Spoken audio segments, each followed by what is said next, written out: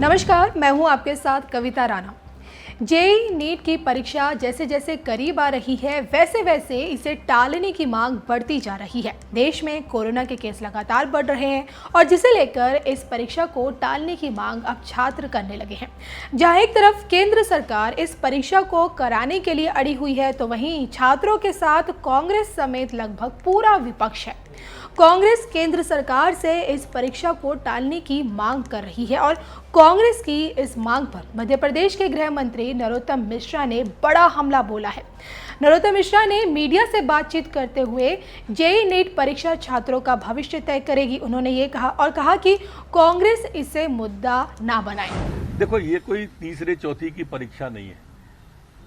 इसमें पास होने वाले लोग, इन परीक्षाओं में जो नौजवान हमारा भावी भविष्य वाला आता है, वो कहीं ना कहीं जनता की भागीदारी में शामिल होता है। सरकार चलाता है, प्रशासन चलाता है, इलाज करता है।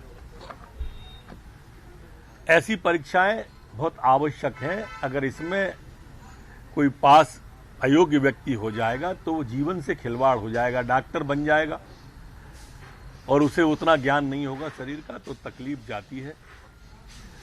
और इसलिए इसको मुद्दा, मेरे ख्याल से नौजवान के भविष्य को मुद्दा नहीं बनाना चाहिए। दिग्विजय सिंह को किया गया है अंतरिम अध्यक्ष सोनिया गांधी ने। वो तो उच्च स्तरीय शुरू से ही है, उनकी बातों से भी लगता है। कोई भी यूरिया की कालाबाजारी करेगा, राशन की कालाबाजारी करेगा तो जेल ही जाएगा।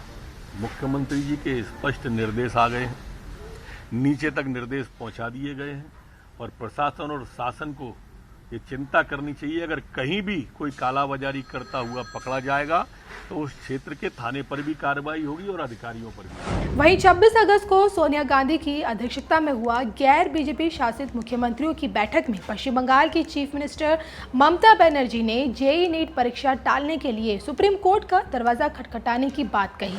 This will be my request to all the state government. Let us do it together. Let us go to Supreme Court and let us request them to postpone it for the timing unless the situation allows students to sit for exam. And more than 25.50 lakhs, it is not a joke.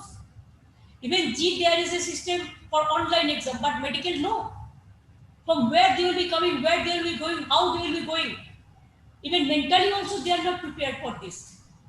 Now all the educational institutions are closed. So at this situation, that will be my first appeal to all of you. I am thankful to Sonia ji for convening this meeting today because it's a very serious issue. I thought what we discussed about COVID, this is also important issue. Education issue is a more important issue and we stand by our students. We stand to our students and youth and we are stand by our students. Whatever they require the help, we are willing to do it. वहीं दूसरी तरफ दिल्ली के उप मुख्यमंत्री मनीष सिसोदिया ने भी परीक्षा कराने की जिद को लेकर सरकार पर निशाना साधा। उन्होंने कहा कि ऐसा लगता है कि केंद्र सरकार बिल्कुल आंख बंद करके बैठी हुई है। मुझे लगता है सेंटर बिल्कुल आंख बंद करके बैठी है कि इस देश की जमीनी स्थिति क्या है। वो कह रहे हैं हम बहुत अच्छे प्रोटोकॉल फॉलो करेंगे, हम बहुत अच्छी व्यवस्था कर लेंगे। मेरा सवाल उनसे ये है कि व्यवस्थाएं अच्छी बात है, व्यवस्था कोविड के इस दौर में बहुत ज़रूरी है, करनी चाहिए हर चीज़ पे, पर जिस व्यवस्था के दम पर आप 28 लाख बच्चों को फोर्स कर रहे हैं कि आप एग्ज़ाम सेंटर में आइए, उस व्यवस्था के दम पर, उस व्यवस्था को लागू करते हुए देश के बहुत लोगों को कोरोना हो चुका है। मैंने कहा भी था, आपके टीवी इंटरव्यूज़ में भी कहा था कि गृह मंत्री जी तो बहुत अच्छी व्यवस्था में रहते हैं, हम सब बड़ी अच्छी व्यवस्था में रहते हैं। हमारे स्वास्थ्य मंत्री को कोरोना हुआ, गृह मंत्री जी को हुआ, कई राज्यों के राज्यपालों को, मंत्रियों को, मुख्यमंत्रियों को कोविड हो रहा है। तो ये तो सब व्यवस्था में हो रहा है ना। तो आज आप अचानक उसी व्यवस्था के भरोसे 28 लाख बच्चों को स्कूल में भेज दोगे और आप कहोगे कि नहीं बस आपका एग्जाम हो जाएगा और हम ठीक कर देंगे, व्यवस्था में ठीक कर लेंगे। ये तो हो नहीं सकता। ऑल्टरनेटिव बता रहे हैं ना। पहली बात तो जीरो एकेडमिक ईयर तो करने की हम बात ही नहीं कर रहे हैं। हम भी कहते हैं कि देश को अच्छे इंजीनियर हमेशा चाहिए, अच्छे डॉक्टर्स हमेशा चाहिए और टैलेंटेड ही निकाल के लाइए। हम ये भी नहीं कह रहे ऐसे बदल लीजिए, लेकिन आपको लग रहा है कि 3 घंटे के एग्जाम में आपको जादू की छड़ी घुमाते और आपको टैलेंट पता चल जाता है, उसके अलावा कोई तरीका नहीं है, फिर मुझे लगता है आपकी सोच या आपकी समझ बहुत संकुचित है। हजारों तरीके हैं। आज दुनिया एग्जाम के पूरे सिस्टम से बाहर आ रही है।